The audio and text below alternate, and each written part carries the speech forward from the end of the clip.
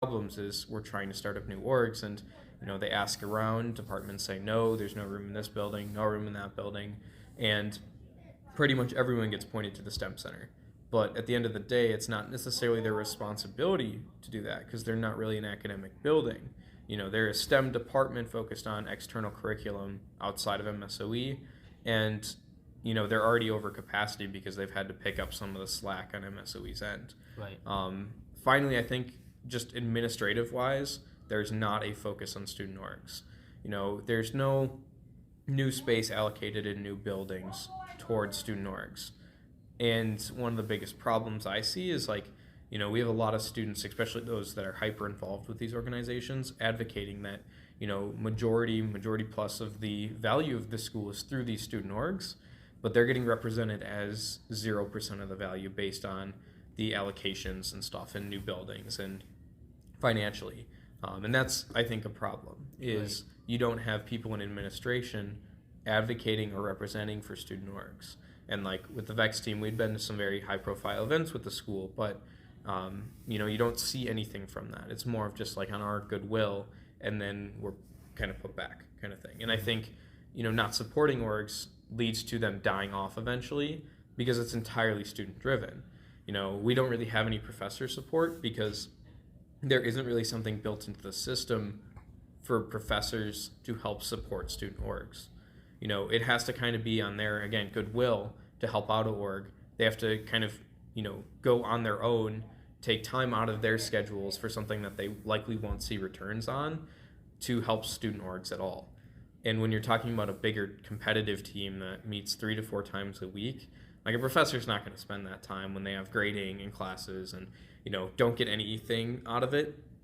And if it has to all be on their own will, setting aside time and dedicating more time for this stuff, you're not going to see any help from it. And the problem we see with a lot of our orgs that I've worked with, especially in robotics, is, there's a lot of concepts that go into this. We're multidisciplinary. We have to, design, wire, and program a robot. And at the level we're at, there's a lot of high-level concepts we're working with, past what we can even learn here at this university. But the people who are teaching others are students.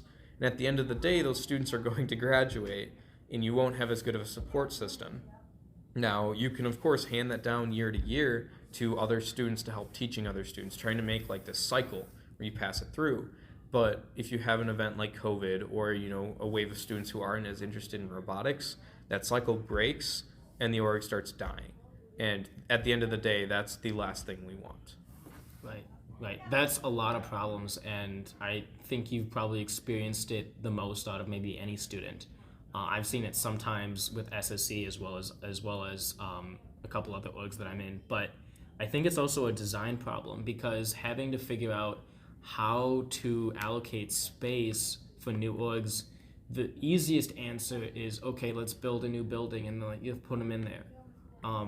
But that's the costly answer. And so one of the things that I use is design thinking to solve those problems. Maybe we'll do a workshop to figure out how might we reuse spaces to allow for multiple orgs to use them, right? Now, of course, storage is storage, and that's that. Mm-hmm. But when it comes to being able to reuse a space, I think the Cove might be a little bit beneficial for that, but definitely some work needed there. Definitely. And I know exactly that is, it's not a dedicated space necessarily. At the end of the day, that would be the dream, is, having a dedicated space for all of this. But realistically, all of our stuff condenses down into a very small amount. It's just, when you're building and working on 3 robots at once, it needs to be spread it out. And a part of the problem is, at MSU specifically, we kind of have the core campus, which is, in my opinion, the block that has Derrick's Hall, Grumman Museum, Viets Tower, that area. That's kind of a core campus where there's a lot of utility in one area. But right now, all of the storage is done in the STEM center, pretty much as far away as it could be. And so if we needed to move somewhere else to a usable classroom in Derrick's or here, then you're talking about lugging 50 plus pounds of stuff, multiple blocks to get to an actual campus building. In reality, if we had a small storage closet in one of the buildings in these areas, you can shovel your stuff there and then go find a classroom, and that works pretty well.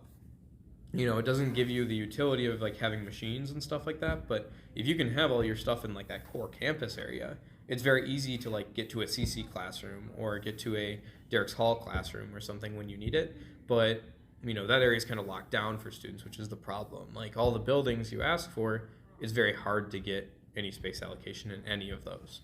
Right. Well, I think it's also important that we're amplifying your story and the story about these orgs, because at the end of the day, like, it's hard for administration as well as campus life to know about the problems, because it's hard for students to even vocalize the problems, because you're working on schoolwork plus working on your stuff a lot of the time. So I'm glad that we made this podcast and we had you on.